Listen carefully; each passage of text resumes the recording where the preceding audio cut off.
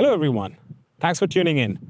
Today we are here to talk to you about technique over modifications. We have said this previously in our videos as well, and this is something that we always try to convey across to especially new off-roaders, because they tend to buy into this concept that you can solve all your problems with modifications. If your car is not sitting on the ridge properly, get a lift kit. If you get a pop-out, you should get a bead lock.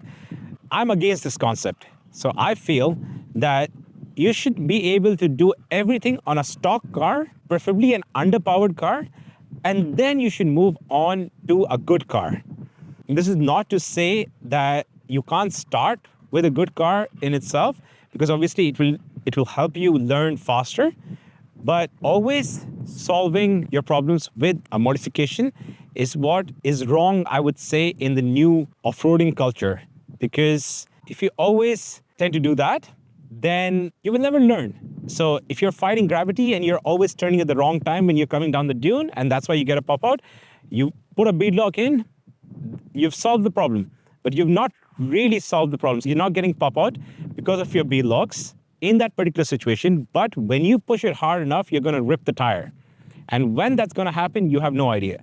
So you're still doing the wrong maneuver, but you've solved the problem, which in my opinion is not the right way. When you're going over dunes, if your line isn't correct, or if you're not slowing down at the right time, not accelerating at the right time, so if your throttle control is not correct, you will constantly bottom out. Now, if you solve that with triple bypass, rat flow, long travel suspension, with bump stops and all of that, yes, you've solved the problem, but you will find a situation in time where all of your modifications will not really work in that situation. So again, this is something that we always teach our students, to always rely on techniques, always rely on wheel placement, always rely on steering angle, always rely on throttle control to get your car in the right position for success. It doesn't mean that you will always have the same outcome where you have a 392 versus a stock Pajero, but a stock Pajero can do a lot more if your technique is correct versus a 392. I have seen a 392 struggle in certain situations where it's absolutely should not struggle. But this is what happens. People buy a 392 and they think, okay, now I have the car, or a Bronco Raptor. I've seen very recently in one of our drives where there was a Bronco Raptor and he was struggling in very normal situations.